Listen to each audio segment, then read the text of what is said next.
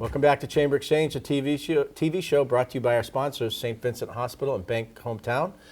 Great to have with us in this segment a longtime friend, David Morales, who we had the privilege to work together during the Patrick Murray days a few years back. But now you're in a role that you've been a subject matter expert for a long time in healthcare, back in your days in the legislature when healthcare, debates were real, and the Massachusetts groundbreaking, bill was passed in the administration. But now the general manager of Wellpoint, and maybe for our viewers, you could share with them a little bit about Wellpoint and where it's kind of fits in the healthcare landscape. Absolutely. Well, first of all, thank you for having me on the show, Tim. It's an honor to be here with you and your viewers. Wellpoint is the largest health plan for state employees, state retirees, and municipal employees who get their insurance through the Group Insurance Commission. The Group Insurance is a quasi-state public agency that essentially hires us to administer health benefits. So if you need access to a hospital, a physician, primary care, nursing services, Wellpoint's your plan. And so we've been doing this on behalf of the state for over 35 years. One of the things that I really like to brag about are three things. One is we enable people to live a healthier lifestyle through the services we offer. You don't need a referral. You don't need to choose a primary care, although we strongly recommend it. And then finally, we're an indemnity plan, which means our members can go anywhere in the world. Our job is to make sure that we engage our provider partners so that they can access those health services.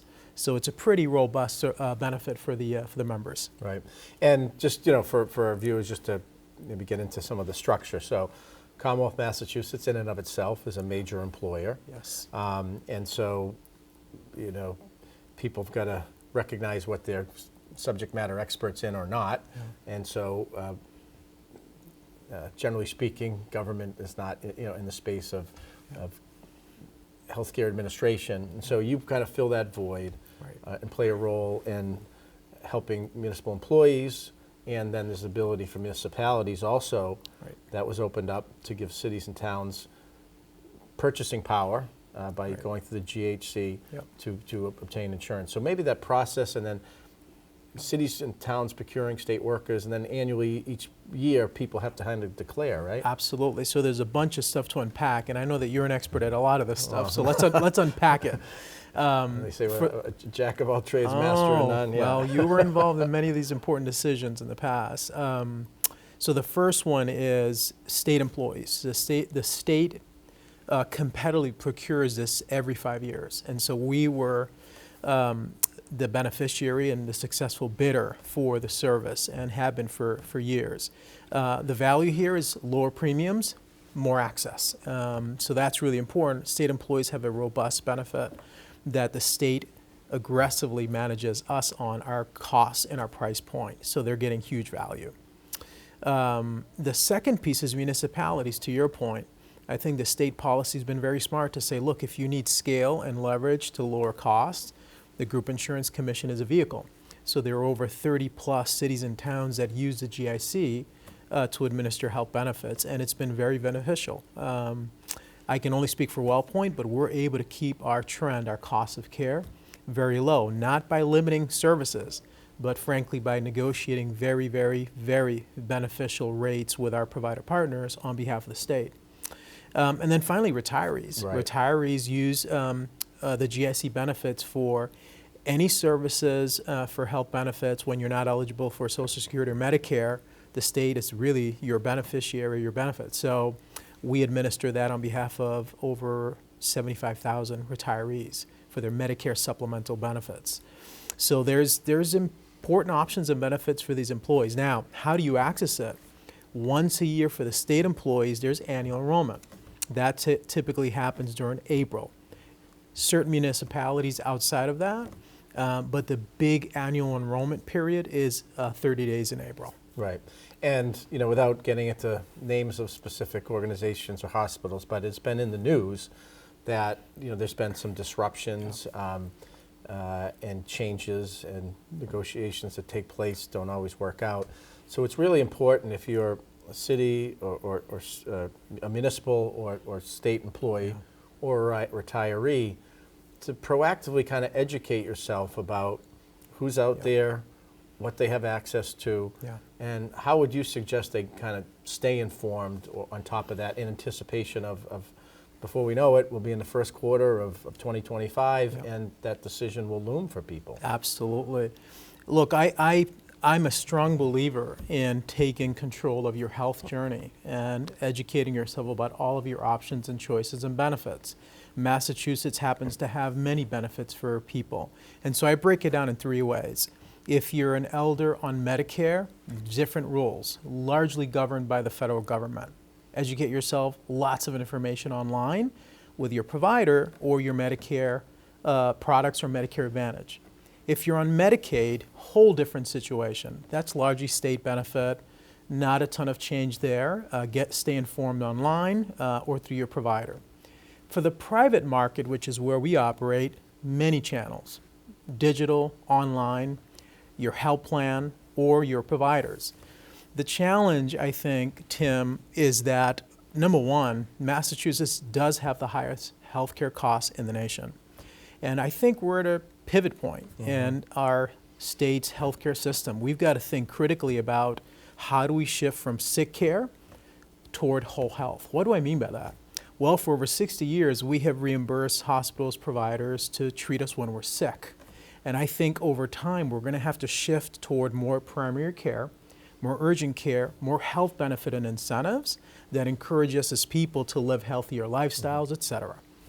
Yeah, no, there's a lot there. One of the things, there's that crucial decision point in April, but you're not just sitting there waiting for the phone to ring and answer questions, though we'll come to that in a minute. But your Wellpoint is also out around, year-round, Yes. Worcester community around the state, reminding people what they do, involved in the community. Like, maybe you could talk a little about some of your engagement Absolutely. in that regard. We've been, as an active member of the chamber, Yes. you've participated in some of our healthcare roundtables and conversations around healthcare and costs, et cetera. Maybe you Sure. could talk about some of the other things you're doing around the state. Absolutely. So first of all, thanks to leaders like you who open their doors to us to participate in the community, we're able to do several things. Number one is to participate in some of the community initiatives you drive with your members, to educate members about our benefits. So thank you for that. Number two, we reach out proactively to people, organizations, leaders like Quinsigamond Community College. Luis and his team have done great work with us, partnering the team over at Worcester State, the team over at UMass Medical. Our job is to essentially educate the members about our great benefits and to partner with them and to do initiatives like workforce training events, job fairs, wellness fairs. And so we like to invest our limited resources and partner with them to educate people about our benefits. And then finally, there's health and wellness fairs. Wherever that's happening, we want to be part of that so that people understand that a large part of our responsibility as individuals is our health. And so we proactively engage with local community organizations to talk about health and wellness as much as we can. Right. And we get just about a minute left. At one point, we talked about the retirees, and you referred to this early on about kind of an open network. And so we know retirees, one of the benefits, God willing, if their health and have the ability to travel, is to travel and be around and maybe spend parts of the year in different places. You talk about the network and accessing healthcare. Maybe you could talk about Sure. that. So we're an indemnity network, and I think the big value, one of the big values for our members, especially retirees, is they like to travel. We have members that have been in Germany, that have been in France, the Caribbean, Mexico, have had medical events, and we engage immediately. So our benefit is pretty robust and international, and I think that's one of the big drivers that attracts members to our benefit, especially the retirees. Great. And so if someone wants to learn more, go online, where do they go? How can they ask questions? Easy. Check us out on social media or wellpointmass.com. That's wellpointmass.com. David Morales, General Manager of Wellpoint. Always good to see you. Awesome. Thanks for being with us. Thank you, Tim. Okay, and I know we'll be talking soon. Come back for our third and final segment. We're going to talk a little bit of arts and culture and what it means for our community here locally. These days, you've got your hands full in life. That's why we help you bank simply and securely with tools like Face ID and Touch ID. It's why we make it easy to make purchases on the go and get cash back while you're at it. Why we help you quickly deposit checks wherever you are. And it's why we lend a hand with sending and receiving money right from your phone. So even when you're on the move, you can manage your finances. Bank Hometown. Unlock your potential.